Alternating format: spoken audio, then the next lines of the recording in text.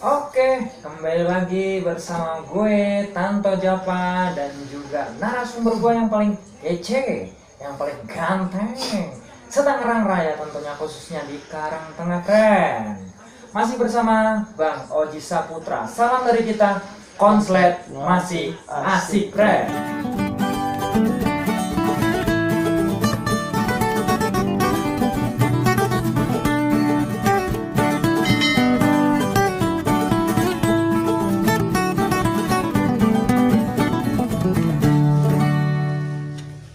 Oke bang, untuk betina nih bang, kali ini kita bahas tentang betina dengan penerapan sistem tempel. Kita setelah posisi si betina ini kita petel, kita amati, nah kita ngepasin nih rawatan kita nih udah bener apa belum sih gitu.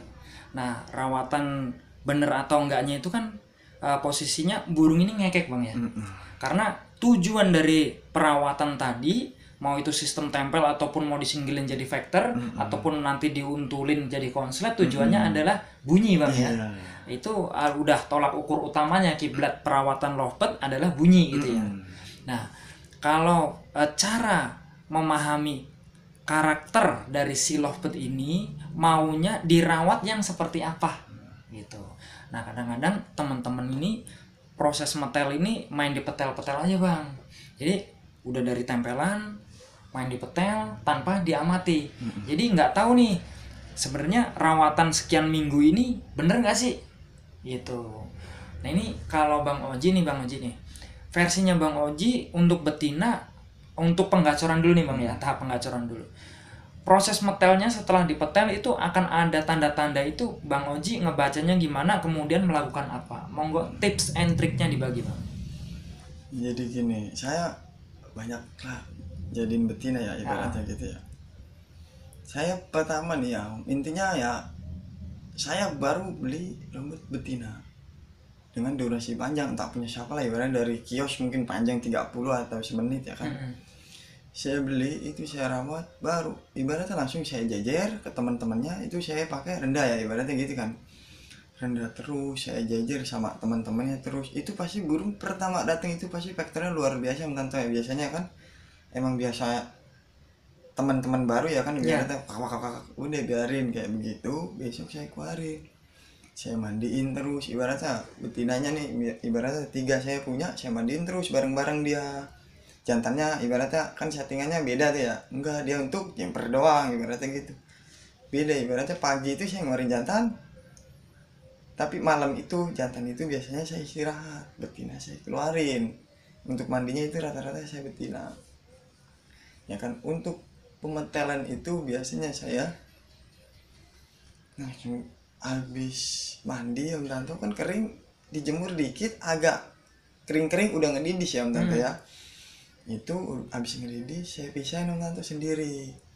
Itu burung saya amatin ibaratnya, kok ini burung kayak ibaratnya entah dia tahu-tahu oh nih koek ibaratnya kan, kok nembak nih burung. Saya bilang, saya liatin terus lah ibaratnya burung gerak geriknya ke sini ke sana ke sini sampai nariknya dimanapun dia pasti saya perhatiin Tanto. Oh dia sering nariknya itu di kanan. Ya udah saya biasain ya, kayak anggaplah nih saya lagi megang itu loh buat Innova Tanto betina. Itu burung pasti maunya nariknya di sebelah kanan jeruji, di kiri itu nggak bakal bisa nggak mau. Ya disitulah dia saya baca, dia itu senang air ya di jeruji kanannya mulu yang saya kasih air. Kalau dikasih di pinggir air dia cuma mainin doang Tante. Ibaratnya dia cuma minum, nggak bakal bisa ngekek ke sini. Ya udah dia maunya di kanan terus. Nah kan di situ ibaratnya saya udah mengamati dia ya kan. Oh ini burung maunya nariknya di kanan. Di tengah pun nggak bakal bisa narik, di kiri pun nggak bisa narik. Ibaratnya ya dibaca dengan hal kecil pun ibaratnya gitu ya kan. Kayak yang dia saya ganti tangkringannya, ibaratnya saya nyari ini burung kayaknya kurang nyaman nih, saya ganti tangkringannya, malah nggak bener ibaratnya ya di coba-coba aja Om Tante. Ibaratnya siapa tahu, nggak ada yang tahu Om Tante kan kalau rezeki ya kan. Tahu-tahu itu burung baru dirawat seminggu entah apa langsung jadi ibaratnya. Cuman emang patokan betina itu udah ada rawatannya udah ada patokannya. Kalau saya 45 itu biasanya saya gunain pasti Kalau betina pasti saya gunain itu, nggak kemana-mana ibaratnya pasti itu. Jadi kalau untuk Bang Oji sendiri ngeraba betina mulai dari titik nol birahi dulu ya Bang? Dimainin rendah dulu gitu. Kalau emang rendah nggak kena, dan mulai dibolak-balik otak-atik, diraba-raba gitu ya. Oke, jadi misalkan gini Bang, proses pementelan ini kan setiap burung kan punya karakter yang berbeda-beda dan punya tanda yang berbeda-beda. Misalkan kita begini, ini burung gua di rumah ngoek nih, coba dikencengin dikit, Pak, naikin pakannya misalkan gitu. Apakah ini tanda ngoek ini berlaku untuk betina yang lainnya Bang, misalkan Bang? Kalau menurut saya kalau betina nih Om Tanto, kan kita petel ya. Ha-ha. Itu burung kita lagi proses mundur birahinya rendah ya. Ha-ha. Itu ngoek, jangan dikasih makan kencang. Mm-mm. Ibaratnya ya sama aja bohong, kita ngerawat ya kita kencengin lagi, jadi birahinya muter di situ. Jadi mending ya dibikin nyaman, entah punggungnya disemprot, entah pokoknya ya intinya yang nggak naikin birahi dia Om Tanto. Jadi ya jalannya tetap di tempat, cuman dibikin ini kurang nyaman gitu. Ibaratnya ya berpikirnya kalau udah jalan proses gitu, itu burung tinggal nyari nyaman Om Tanto. Oke. Jadi si betina tadi dengan sistem perawatan yang kita nolin dulu ya Bang ya. Nolin dulu. Jadi kan kemarin sempat dibilang kalau ngoek ini segala macem itu kurang birahi. Tapi kalau kita mau pakai sistem yang 45 tadi, jangan terburu-buru untuk naikin ngasih pakan kenceng lah ya gitu. Jangan terburu-buru untuk ke situ gitu. Jadi itu beda Om Tanto sebenarnya jalurnya. Kalau yang untuk yang kencang itu kan langsung kita ke lapangan Om Tanto ya kan. Betul. Jadi biar dia tempur. Tapi kalau di rumah kan kita emang ngeraba dia. Ibaratnya biar dia konslet lah. Kalau saya yakin kalau emang burungnya rendah dikasih makan kencang, itu nggak konslet. Ibaratnya kalau betina ya gitu kan biasanya ngoek-ngoek kencangin lah, itu nggak konslet burung, pasti vektor biasanya ya kan. Tapi kalau kita raba emang rawatannya mandi, insya Allah konslet. Ibaratnya gitu, kita kan ngejarnya ke konslet. Betul ya kan gitu. Betul.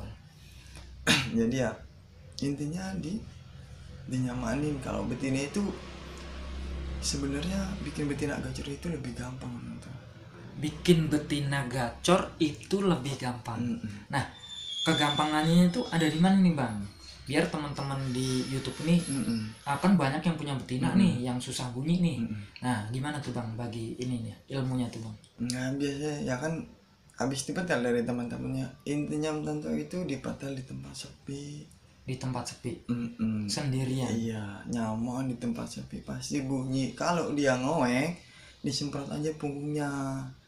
Jadi anggap intinya main betina itu agak lemes atau udah itu saya jamin. Jadi kalau lihat betinanya sayapnya nyilang entah apa, itu nggak bakal jadi. Cuman kalau sudah lemes, mengkuruk, matanya sipit, insya Allah itu burung jadi. Udah saya jamin. Jadi saya baca burung itu dari situ. Ibaratnya cepet kalau betina itu. Ibaratnya dari saya pisah dari gerombolannya dia, ibaratnya koloninya dia. Masih burung bunyi. Kalau saya nyamanin, ibaratnya saya semprot entah apanya, entah ibaratnya nih burung habis saya petel kan belum dikasih makan tuh Om Tanto ya. Kasih makan dulu biar dia kenyang. Biasanya betina itu senang kenyang. Udah, kalau mau bunyi itu dikenyangin dulu, insya Allah dia bunyi nyaman, kenyang, bunyi. Betina itu kudu kenyang. Makanya banyak banget pemain lovebird factor lah ini ya. Sebelum naik disuapin dulu, entah itu jagung, pakai millet, pakai air, pakai apa gitu, sering banget dia disuapin ya gitu. Jadi kalau dia udah kenyang nih, posisi di atasnya siap tempur nih. Iya, jadi enak Om Tanto. Ibaratnya gimana ya? Kayak kita aja kalau kenyang itu mager lah Om Tanto. Ibaratnya mau geser ke tangkringan sini aja kan, aduh, mending bunyi aja. Ibaratnya ngomong aja gitu ya kan ibaratnya. Jadi begitu. Yang saya amatin rata-rata betina dari dulu saya main pasti settingannya kenyang. Kalau di lapang nggak mau tembur, saya kenyangin nih, bener-bener sampai nggak mau, insya Allah jalan tuh burung. Nah ini kan teman-teman di YouTube ini kadang-kadang gini Bang, rawatan yang kita sampaikan ini di counternya dibandinginnya sama kondisi yang ada di vektor di gantangan atau di tempat lomba. Kadang-kadang gitu. Jadi kadang-kadang nggak kena nih Bang. Nggak kenanya tuh gini, kita udah ngomongin bahwa dari awal kiblat kita adalah konslet. Ya, untuk perawatan kita tujuannya adalah ke konslet. Jadi kalau kita dengan posisinya rawatan, otomatis ngerawatnya pengen ke konslet, bukan faktor kemudian dilombain. Ya Bang ya. Bukan, ibaratnya ya emang kita ini ya lagi bikin kayak gini ya fokus untuk ngerawat dulu, bukan untuk dilomba dulu, ibaratnya gitu. Jadi biar dirawat dulu di rumah, biar sampai bocor banget lah ibaratnya. Nanti ada waktunya pasti lomba lah ibaratnya. Kan kita bikin burung gitu susah payah ya untuk lomba ya kan. Cuman karena emang belum saatnya ibaratnya gitu. Jadi kalau posisi sudah siap lomba di sini ya teman-teman ya, di sini ini posisinya untuk di Bang Oji sendiri sudah konslet Bang ya. Itu burung sudah konslet di rumah, udah bocor banget ibaratnya ya, dilihat ke sini ya udah pasti konslet ya, cuman itu belum jalan lapangan. Jadi ibaratnya saya bilang sebenarnya itu masih bahan. Burung konslet itu kan sebenarnya burung yang bisa jalan di lapangan Om Tanto. Baru disebut burung konslet tuh. Kan gitu. Cuman kalau di rumah bilangnya bahan konslet. Ya iya gitu. Jadi saya nyebutnya kalau masih di rumah itu bahan, cuman dia sudah bocor di sangkar kotak, sudah dipetel ibaratnya di depan rumah itu udah pasti bunyi. Cuman masih bahan ibaratnya gitu. Tinggal ngelatih di lapangan lah ibaratnya gitu. Settingannya gimana nanti. Oke. Jadi perawatan yang Bang Oji sampaikan adalah tujuannya ke konslet, bukan untuk lomba. Makanya banyak banget pertanyaan yang sebenarnya Bang, kalau di sistem tempel udah siap, kalau udah gacor udah siap lomba belum? Tempelannya di bawah enggak gitu kan.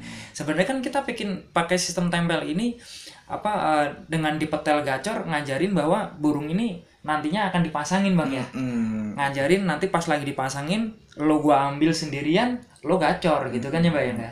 Nah, jadi posisinya kadang-kadang teman-teman di YouTube ini, Bang punya gua udah gacor nih, udah ngedouble nih. Tapi kemarin masih kondangan, kadang-kadang kan begitu. Nah, belum, artinya kita membuat konten ini tujuannya bukan untuk faktor untuk lomba ya Bang ya, tapi tujuannya adalah untuk konslet. Nah, kembali lagi ke penggacoran tadi betina Bang. Misalkan kan tadi sudah dipaparkan yang 80%-nya. Ada di sini ada 20%-nya lagi, yaitu adanya di titik tinggi. Nah, coba dijelaskan Bang, yang 20% ini mungkin teman-teman di YouTube juga kan ada tuh Bang yang mungkin direndahin terus burung ini nggak kena gitu kan. Nah, kudu dikencengin. Nah, di titik mana harus melakukan itu gitu Bang? Ya ibaratnya kita itu ya pakai settingannya jantan Om. Oh, pakai settingan jantan. Jadi langsung kita balik, ibaratnya langsung nih bisa jemur, makanya kencang. Udah, ibaratnya langsung dibalik, ibaratnya malah simple sebenarnya Om Tanto. Main betina tinggi itu ya simple, kayak dia itu burungnya tipikal betina itu enggak bandel kayak jantan, cuman settingannya tinggi ya simple. Ibaratnya ya itu burung enggak cepet digacorin dengan cara dijemur ditinggiin. Betina itu paling cepet Om Tanto naik birahi. Betul. Ya kan? Betul. Itu pasti cepet jadi konslet. Cuman makanya saya bilang cuman ada 20%.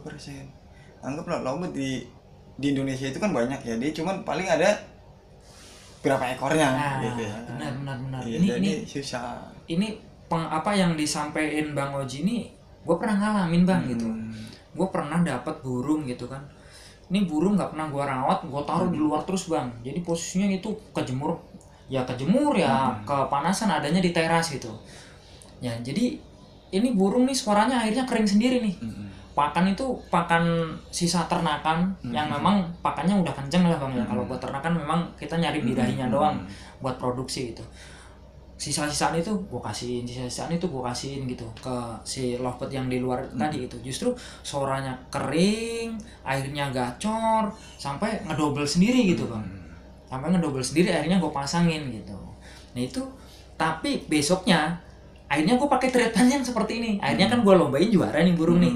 Burung ngedouble di atas gitu, udah ngunci gitu. Tapi gue sendiri akhirnya pakai treatment yang seperti itu. Wah, mungkin bisa nih betina gue kencengin semuanya. Yang ada gue beli bahan-bahan bagus, adalah 10 ekoran itu. Yang ada cuma rusak semua Bang. ibaratnya kan yang saya bilang tadi, ibaratnya ya adanya di 20%, mungkin itu ada 1 ekor di Om Tanto. Saya pernah ngerasain 2 ekor, ibaratnya ya mungkin teman-teman ada lah yang punya betina kayak begitu, maunya dikencengin, cuman kita mau berpatoknya ke saya, ibaratnya betina itu rendah, sebenarnya dia maunya kencang, makanya dia nanti kalau udah nggak dapet ya dikencengin aja, kali itu burungnya yang kayak punya Om Tante ya kan, ibaratnya jadi dikencengin, mau settingannya settingan jantan, ibaratnya gitu. Jadi yang Bang Oji sering sampaikan bahwa dalam merawat burung, posisi nyetingnya kita nggak boleh searah Bang ya. Kalau nanti kita mukul satu arah terus, yang ada kalau Bang Oji bilang ilmu buta Bang ya.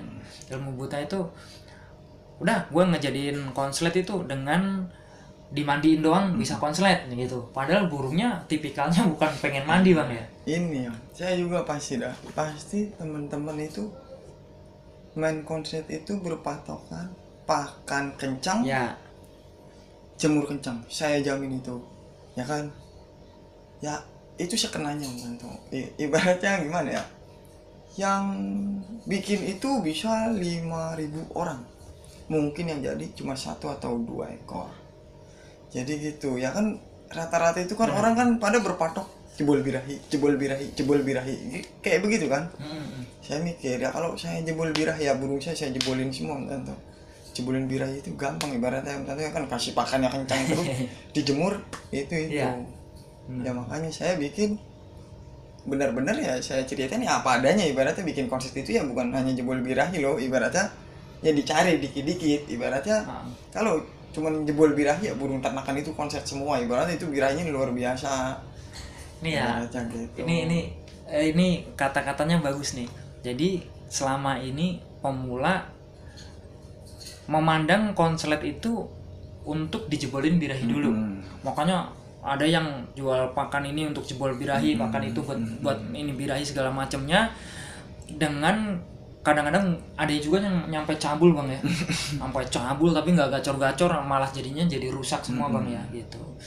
Jadi kembali lagi ke perawatan dasar adalah setelah kita pemilihan bahan adalah ke tahap penggacoran.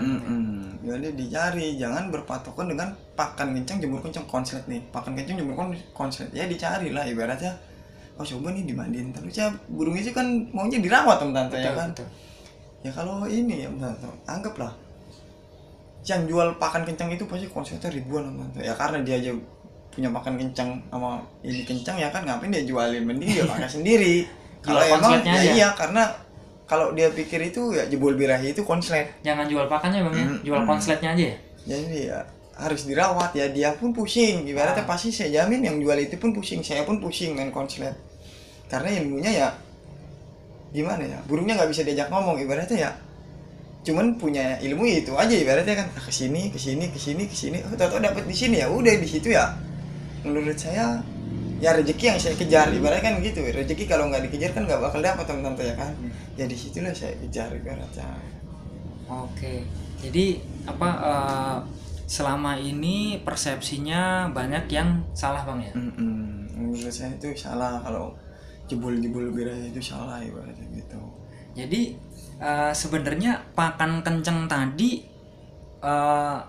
dalam proses tahap dasar untuk menjadi konslet ini hanya mencari titik gacor Bang ya. Jadi burung yang nggak kena dengan pakan polos, siapa tahu nih gue kencengin burung ini ternyata gacor. Itu pun setelah gacor bocor sampai mau masuk ke dobelan itu pasti di stop Bang ya. Ibaratnya nanti kalau udah menurut kita udah pas banget, itu anggapnya nanti kita udah punya kunci. Ini burung kita kasih pakan kencang gacor sampai dobelan belum kuat pun kita berani dong, kita tes nih, coba kasih melihat putih, kalau dia berubah terusin lagi makan kenceng, kan kita udah punya kuncinya. Berarti nih suatu saat dia nggak gacor lagi ya, tinggal saya kasih pakan kencang itu dia pasti gacor lagi ya kan, gitu jadinya ya kan. Kita punya otak ya kan ibaratnya. Coba saya tes nih makannya binet putih lah, nggak gacor nih ya kan, pakai lagi gacor lagi dong.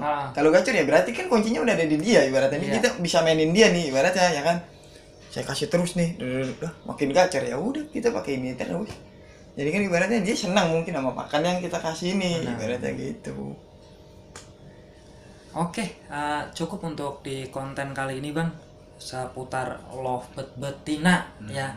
Ada tambahan sedikit mungkin untuk lovebird betina ini Bang? Gimana ya? Ya intinya kalau main betina itu jangan buru-buru mau ke lapangan gitu. Jangan buru-buru mau ke lapangan. Karena betina itu untuk di setting lapangannya susah. Cuman kalau untuk di setting di rumahnya memang agak gampang dia daripada betina. Cuman kalau untuk ke lapangannya susah. Jadi ya dipahamin dulu di rumah baru ke lapangan, ibaratnya gitu aja. Oke, jangan terburu-buru Bang ya. Ingat teman-teman, kita ngonten seperti ini adalah tujuannya ke konslet ya, bukan faktor yang sudah gacor di rumah kita lombain. Ya Bang ya. Oke, biar nggak salah paham nih teman-temannya nih.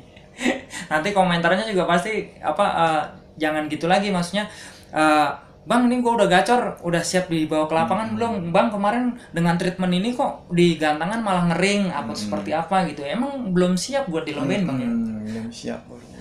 Oke, cukup Bang ya untuk hari ini ya. Oke, salam dari kita Bang. Konslet masih asik friend. Oke friend, terima kasih buat yang sudah menonton di channel YouTube-nya Tanto Jawa. Jangan lupa untuk subscribe, like, komen, dan juga share. Matur suwun.